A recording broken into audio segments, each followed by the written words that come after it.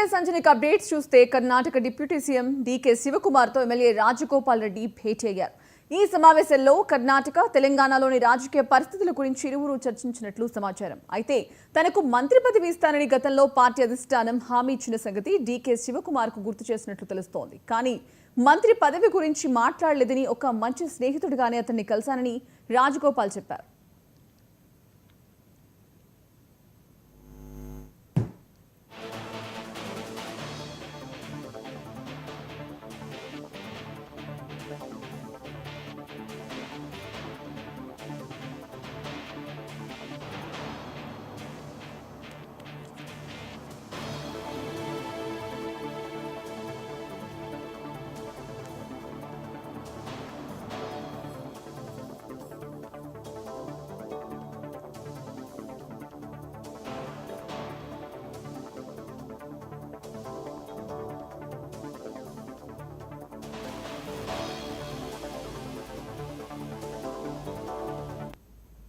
Right, ఇదే విషయానికి సంబంధించి మరిన్ని అప్డేట్స్ మా చీఫ్ రిపోర్టర్ శ్రీనివాస్ అందిస్తారు. శ్రీనివాస్, చెప్పండి. డీకే శివకుమార్ కలిసినట్టు తెలుస్తోంది, దీనికి సంబంధించి మీ దగ్గర తాజా అప్డేట్స్ ఏంటి?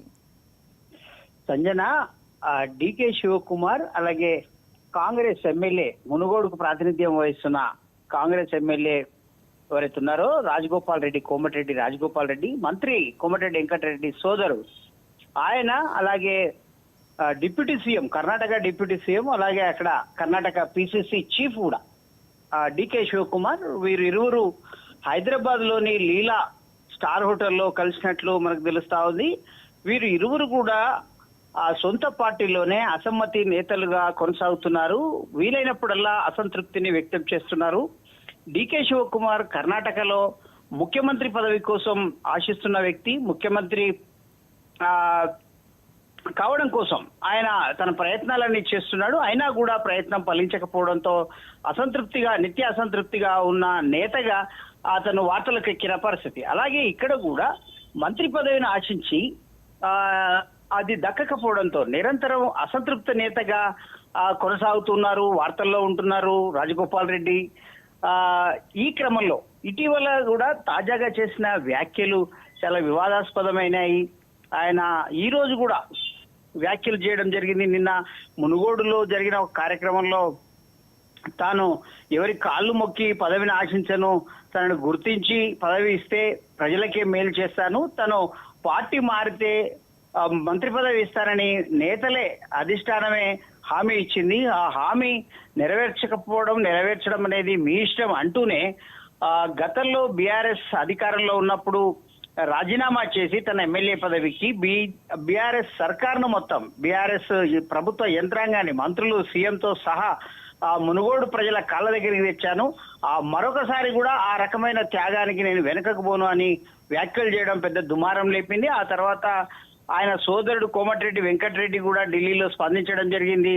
తన చేతిలో లేదు, ఆయనకు అధిష్టానం హామీ ఇచ్చిన విషయం తనకు తెలియదు అని ఆయన పక్కదారి తను వ్యాఖ్యానించడం జరిగింది. అంటే తను తమ్ముడికి మంత్రి పదవి ఇచ్చే స్థాయిలో లేను అని కూడా చెప్పడం అనేది, తన బాధ్యత లేదు ఆ విషయంలో అనేది ఆయన స్పష్టం చేయడం జరిగింది. ఈ నేపథ్యంలో అక్కడ డీకే శివకుమార్, కర్ణాటక ముఖ్యమంత్రి పదవి ఆశిస్తున్న డీకే శివకుమార్ ఇదే పరిస్థితిలో ఇక్కడ భేటీ కావడం, వీరిరువురు భేటీ కావడం. ఈ రోజు కూడా భేటీ కంటే ముందు ఉదయం మరొకసారి వివాదాస్పదమైన సంచలన వ్యాఖ్యలు చేయడం జరిగింది రాజగోపాల్ రెడ్డి గారు. ఏమంటే తను ముఖ్యమంత్రి ఆహభావాలు మార్చుకోవాలి, సోషల్ మీడియాలో ఇటీవల మాట్లాడిన మాటలను మరొకసారి తప్పుపట్టడం జరిగింది. ఆయన గతంలో ఎక్స్ వేదిక కూడా ఆ విషయాన్ని తప్పుపట్టడం జరిగింది. ఇలా సీఎం ను డైరెక్ట్ టార్గెట్ కూడా చేసినట్లు మనకు చేసిన పరిస్థితి మనం చూసాం. కాబట్టి ఈ హాట్ గా జరుగుతున్న పరిణామాలు, అటువైపు సీఎం కుర్చీ కోసం అక్కడ జరిగిన ప్రయత్నాలు, అక్కడ జరుగుతున్న ఎత్తుగడలు ఒకవైపు మనం చూస్తున్నాం. ఇక్కడ కూడా మంత్రి పదవి ఆశించి భంగపడినటువంటి రాజగోపాల్ రెడ్డి తను వీలు చిక్కినప్పుడల్లా, సందర్భం వచ్చినప్పుడల్లా తన అసంతృప్తిని వెళ్ళగక్కుతూ సొంత పార్టీలోనే అసమ్మతి రాగం వినిపిస్తున్నారు. సీఎం పైన కూడా, సీఎం రేవంత్ రెడ్డి పైన కూడా విమర్శలు చేస్తున్న పరిస్థితి. శ్రీనివాస్ చెప్పండి, ఇప్పుడు ఆల్రెడీ వాళ్ళిద్దరు భేటీ అయితే ఒక సస్పెన్స్ ని క్రియేట్ చేసింది, దానికి ఒక క్లారిటీ అయితే ఇచ్చారు. రాజకీయ మీటింగ్ కి కాదు ఇది, జస్ట్ మేమిద్దరం స్నేహితులం నార్మల్ గా కలిసామని చెప్పేసి. సో రాజగోపాల్ రెడ్డి అయితే ఆయన పార్టీలో ఉంటూనే ఆయన అసంతృప్తిని వెళ్ళగక్కుతున్నారు. సో ఆయన నెక్స్ట్ స్టెప్ ఏంటనుకోవచ్చు అసలు? రాజగోపాల్ రెడ్డి స్వతహాగానే తను అనుకున్నది సాధించే వరకు ఆగని వ్యక్తి. తను అనుకున్నది ఏ మార్గాల్లోనన్నా సాధించాలనుకుంటారు. ఎప్పుడు కూడా రొటీన్ గా అందరి నాయకుల్లాగా ఉండడం అతను ఇష్టపడని నేతగా ఇప్పటికే గుర్తింపు పొందిన వ్యక్తి రాజకీయ వర్గాల్లో చెప్పుకుంటారు. అతను మొదటి నుంచి కూడా రాజకీయాల్లో తన సోదరుడి తర్వాత తన సోదరుడి అండతో వచ్చినప్పటికి కూడా తను వెంటగా వేగంగా నిర్ణయాలు తీసుకుంటూ దూకుడుగా వ్యవహరిస్తూ తనకంటూ ఒక ప్రత్యేక గుర్తింపును పొందారు రాజకీయ రంగంలో. కాబట్టి అతను ఏదో ఒక రకంగా తను పై చేయి సాధించాలని చూసే వ్యక్తి.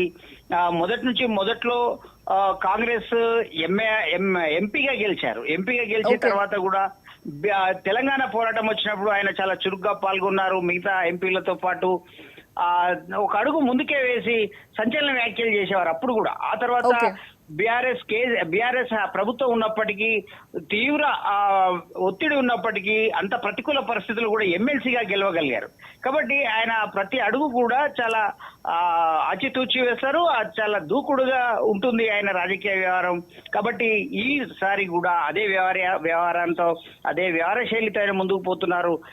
రాను చూస్తే మరి ముందు ఎలాంటి వైపు ఇది మలుపు తిరుగుతుందో చూడాల్సిందే Sanjana. Okay, right. Thank you Srinivas.